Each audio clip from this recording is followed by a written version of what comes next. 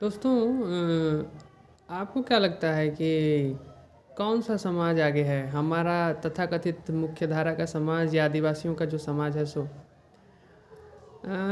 मुझे लगता है अधिकतर लोगों का यही जवाब होगा कि हम लोग अधिक सभ्य हैं और अधिक आधुनिक हैं। लेकिन ये हमारी भ्रांति भी हो सकती है, क्योंकि हम कितना ही जानते हैं दूसरे समाजों को, जिसको हम मुख्यधारा का समाज कहते हैं, जो विभिन्न तरीके के जुर्मों से और अलग अलग तरीके के शोषण और अत्याचारों से भरा पड़ा हुआ है। अखबार पलट लीजिए तो चारों ओर आपको तरह तरह के अपराध दिख जाएंगे, और ये सब मुख्यधारा के समाज में होता है। इसी मुख्यधारा के समाज में वृद्धाश्रम की ज़रूरत पड़ती है। इसी मुख्यधारा के समाज में नशा मुक्ति केंद्र की ज़रूरत पड़ती है। इसी मुख्यधारा के समाज में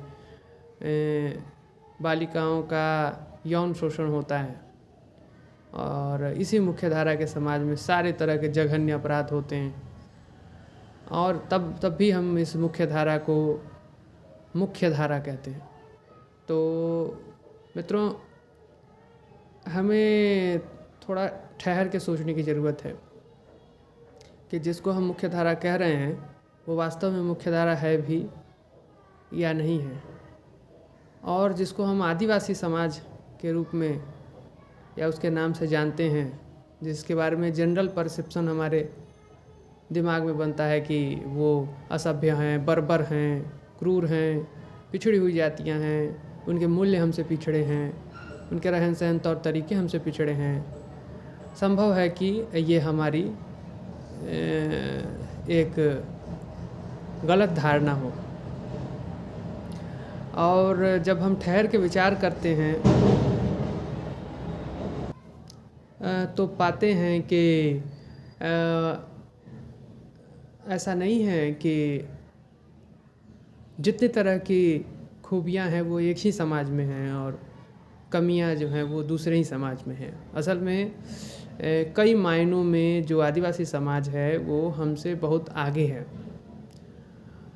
और जिसको आप मानवीय मूल्य कहते हैं, उन मानवीय मूल्यों को अगर निकष बना लें, उसको आधार बना ले, तो भी हमारा समाज बहुत हद तक, बहुत मामलों में आदिवासी समाज से पीछे है। मैं तुलना की बात नहीं कर रहा, नहीं मैं ये कह रहा हूँ कि हमें आदिवासी हो जाना चाहिए या आदिवासी तौर तरीक़ों को अपना लेना चाहिए, बल्कि ये कि हमें दूसरे को असभ्य कहने का हमें जो आदत है उसको हमें छोड़ना चाहिए।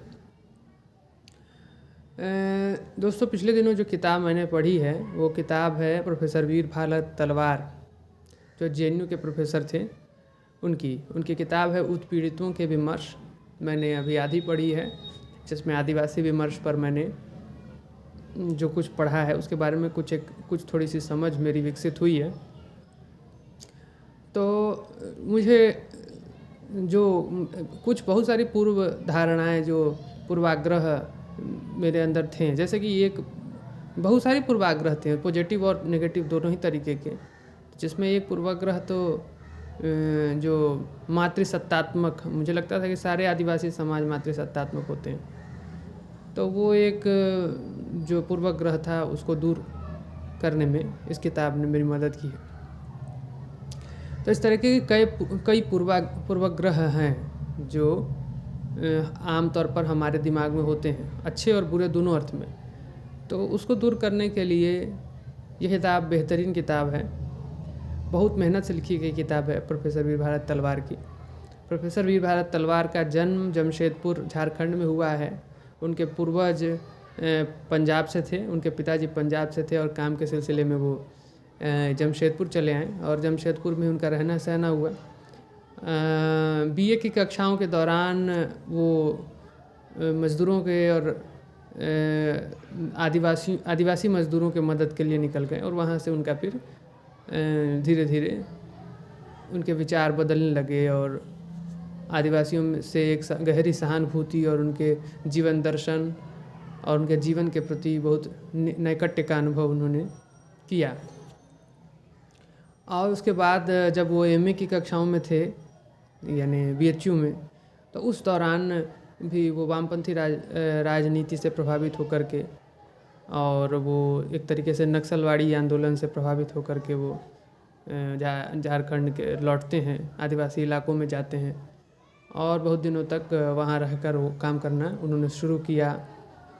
कई तरह की चीज़ें नोट की, उसके आधार पर उन्होंने बहुत सारे विचार बनाए। विचार बना करके उन्होंने कई किताबें लिखी हैं, जिसमें महत्वपूर्ण किताब एक रस्साकशी पिछले दिनों आई है, और एक किताब झारखंड के जंगलों में, या कुछ इस तरह से एक किताब झारखंड के आदिवासियों के बीच एक किताब है, ये इस नाम से भी प्रोफेसर वीरभद्र तलवार की है। उनका अध्ययन बहुत गहरा है।